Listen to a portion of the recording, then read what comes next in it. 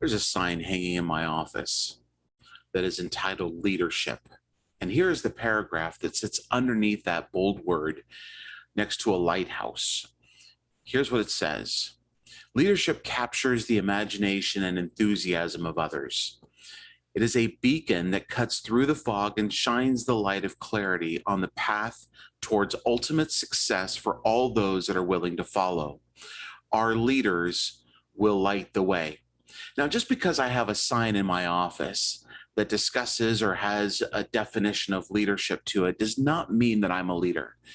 Just because we have a sign on our wall in any of offices or in a home does not mean that that individual or that group is a leader. Just because I have a plaque on my desk that says I have the role of CEO, business owner, whatever the case might be, titling me, does not mean that I'm a leader. Leadership, leadership has many, many different definitions to it. The simplest one that I have been able to find and that I teach and I exercise is leadership is influence, nothing more, nothing less. That's a quote from John Maxwell, one of the most prolific thought leaders on leadership, and therefore exercises himself leadership and development through many, many different forms, including books and his teachings and his company.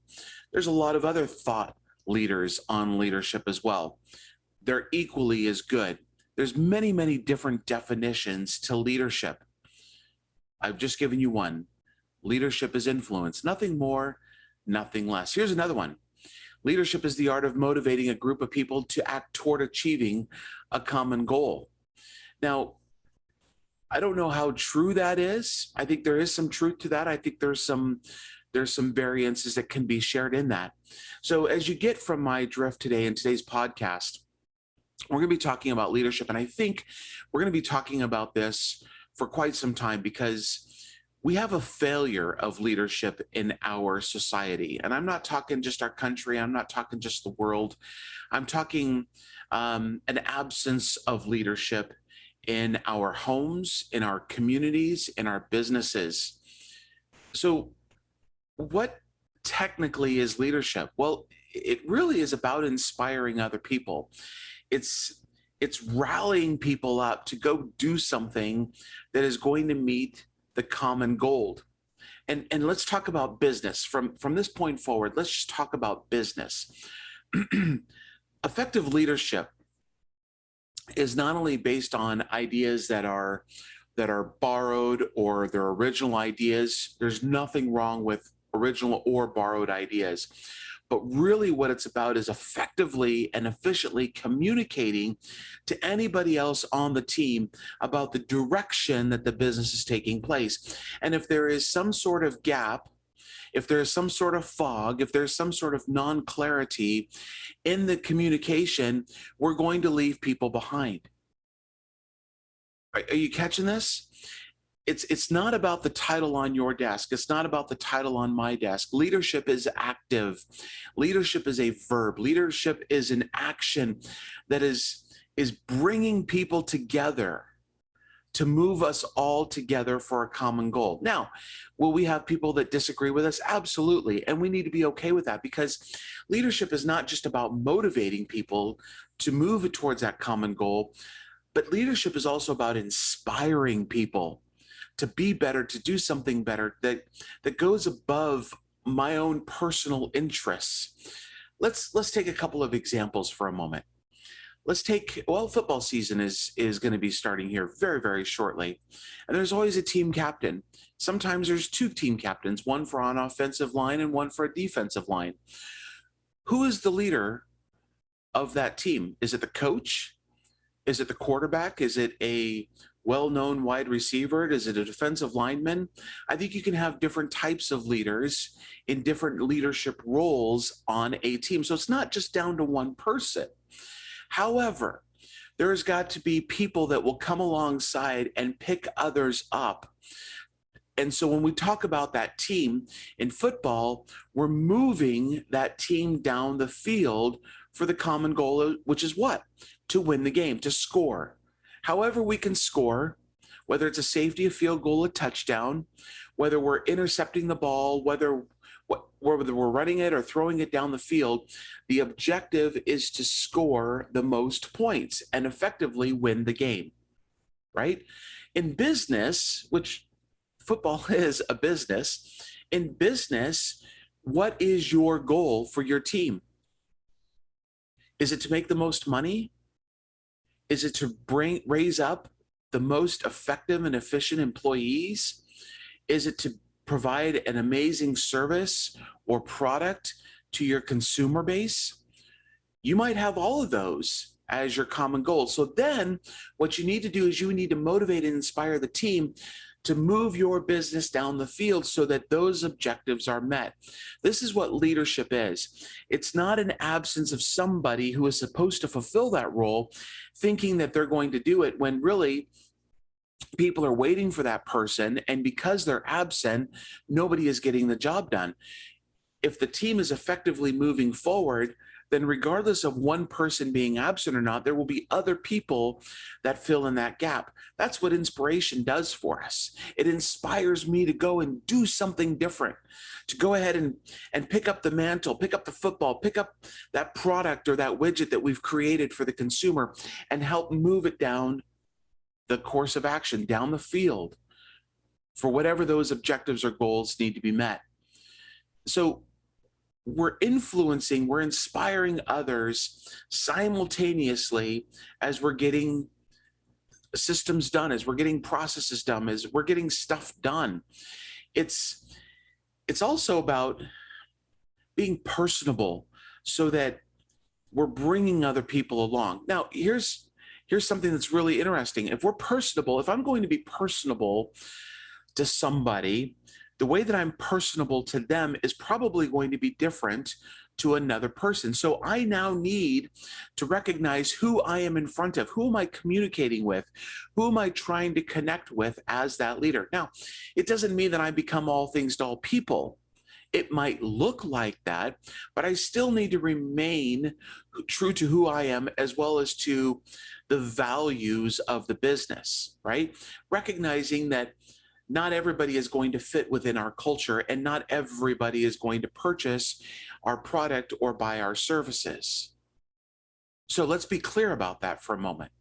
At the same time, though, leadership is linked not only to who I am as a person, but it's also in a business, it's linked to the performance of that individual, of that team, of the overall team, if you will, as well as the people that are purchasing, buying our services or our product. And so anytime we think about leadership, it's important to think that it's not just one thing. It's holistic in nature. It's the sum of all the parts, right? And it's not just me at the helm. There is a leader to every portion of that team. So when we think about all of this, we also need to recognize that there's a difference between leadership and management. So I shared with you that leaders inspire people. They motivate. Now, can managers do that as well? Yes and no. A lot of the times, our leaders are visionaries and they are bringing people together to catch on to that vision. And then we need people that are going to carry out that vision. That's the difference between a vision and a mission. If you think about a visionary and a missionary, the main difference is that the visionary sees the vision, has the idea, has the goal, is influential enough to bring people together, and the missionaries carry out that vision. So the same that we have with leadership and management. Now, leadership may or may not be a manager, and a manager may or may not be a leader. Can they carry the same abilities? Absolutely. I think sometimes a leadership needs to be a manager in various scenarios, and a manager will be a leader in different scenarios. So it's not just cut and dry. It's not one and done, right? A leader will inspire the followers. A manager may or may not inspire those people that are working with him or her or for them. A leader is going to emphasize innovation. Managers, we're going to rationalize and we're going to control. That's the emphasize. We're going to maintain the status quo.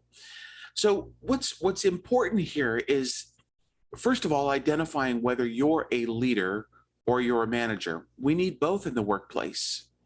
And if we have too many leaders, then we don't have enough people carrying out the mission of the business. And if we have too many managers and there's not enough people dreaming or envisioning what can be next, then the company is not going to really grow, is it? So we need both. One is not more important than another. We need both. When we think about those two terms, leadership and management, sometimes a lot of people think about them and interchanging them and thinking that one is another, and really they are not. So let's not mistake this. Plus, we also assign a role of leader to somebody who is at the top of the food chain, if you will, in the community or in the business. For example, you can have city council as being community leaders. Are they visionary? Are they optimizing the influence and or innovation to move the city, the community ahead? If they're not doing that, then are they leaders? They might be managers. They might be maintaining the status quo. And this is what's really important to think about for you and your business. Regardless of where you're at in the business as you're listening to this podcast, I have known leaders to be in the role of that of a janitor, if you will, people that are influencing other people. And so what happens is when I see that leadership ability and capability in them, I want to groom them. I want to cultivate a leadership role for them. And so they might be in that particular role at that moment, but as I watch them come forward in leadership abilities and capabilities, they are then groomed in action to take on the next role. So this is what I'm saying is a role or responsibility does not define a leader. Just like we have parents, right, in our houses, in our homes, they're leaders. Are we cultivating leadership skills and sets out of our children? And at one point in time, are we allowing our children to become the leader in the home, right? Or are we just asking them to maintain the status quo, if you will, until it's their time? We have to see the abilities in people before they're cultivated. That's part of the vision for a leader, is they need to see that in the people and say, I could really use this person on their team, not because of what they're currently doing, but because I can see what their overall scope of being and doing is within the business. So it's about really identifying what they're capable of. And that's what a leadership is what is the business capable of? What is the team capable of? What is each individual member on the team capable of? And the leader will groom that. They will cultivate that. I can't tell you how many different teams I've been a part of where there's been a lack of cultivation for the people that are surrounding me. And so what I've personally done is gone to people and saying, listen, I'm working with this team. Are you okay if I cultivate by using these steps? And let's see where they come to and where they come from. And can we put some measurement on this for us? And more often than not, in fact, I can't think of a situation where I've not been told I couldn't do it. I have been told, go ahead and do that. I don't have time for that team right now. Well, that's the worst thing we can say is, as someone that is in a role of leadership in a business, is say that I don't have time to cultivate that. Well, that's fine. That's why we have leadership consultants now, though, isn't it? is sometimes people don't have time to do that. And I'm not going to fault anyone for that. The catch is let's identify how much time do we have to cultivate that employee or that group of employees, that team. And if we don't have the time, let's bring someone in that is going to cultivate that. And I'm not talking about trust falls and blindfolding people and making them go and walk through different obstacle courses. I'm not talking about that. I'm like truly talking about leadership development. People want to be cultivated. People want to be led, and they're looking to you and I to do that. And if someone in their line of authority or their chain of command is not going to cultivate that in them, they're going to look, if they're good and they know that they have untapped potential, they're going to look for someone to do that. Let it be you. Let it be me.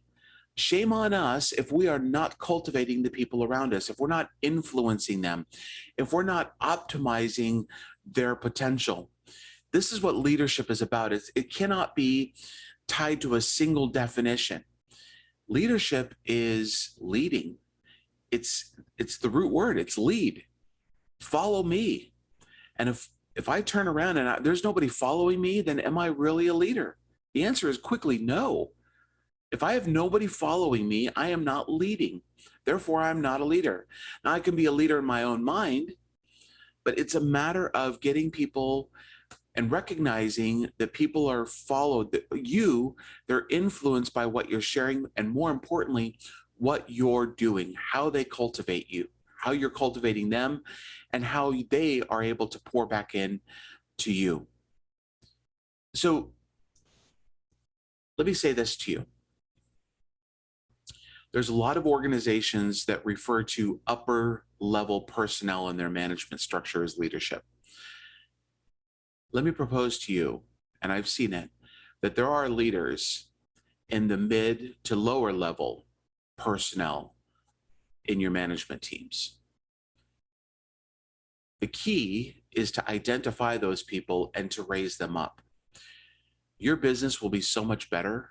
They will be so much better. The community will be so much better. And you never know, by raising those individuals into a leadership role where they get to do various things as a leader, you might be influenced by them. And maybe that's the scary part for you. I don't know. But maybe you'd be influenced by them and they would have all of these great ideas because they've been given the opportunity to share those. The other thing I would say is this: an effective leader in business is not necessarily possessing those specific traits that extend beyond management duties or responsibilities. Leadership is about recognizing what that person can do, is willing to do, and should do, as well as how are they thinking? Are they thinking outside the box that will grow the company, grow the business? Are they thinking about the people around them? Are they a people person? Are they willing to open up and develop other people around them? Folks, that is leadership as well. So please don't pigeonhole leadership into this one thing because that's what you know it to be. We could spend hours discussing leadership, and we will over the course of time on this podcast. So I want to encourage you to stay tuned. I want to encourage you to look for those people that really would influence and are optimizing their ability to be on the team, to influence other people, to influence maybe even you, depending on what your business is all about and all of that. So that's my homework to you this week. That's my goal for you, is to identify some people that would really just kind of, would be able to rise up, that you're going to be willing to tap into their untapped potential. And so when we look at a leader, think about maybe moving that individual, not in words, not in a title, but in action. And then identify what that action looks like, what those objectives, those outcomes should look like. And then make sure that they can meet that and work with them. If you really believe in their untapped potential, then work with them. Put some parameters around them. Bring someone in from an outside perspective that would help develop them, help develop the team. Why? Because they're worth it. You're worth it. Your business is worth it. And everyone that purchases a service or a product from you is worth it as well. So don't we want to give people our best? Well, absolutely. And it starts with you and me listening to this podcast right now. It starts with you and I giving people our ultimate best. It's been a pleasure to have you on the podcast today. My name is Chris, as your host today, and thank you for listening to E.P.I.C, Elite Professionals in Coaching. If you have any questions or comments, feel free to reach out to me. Look forward to hearing from you. Have a great day and live with purpose.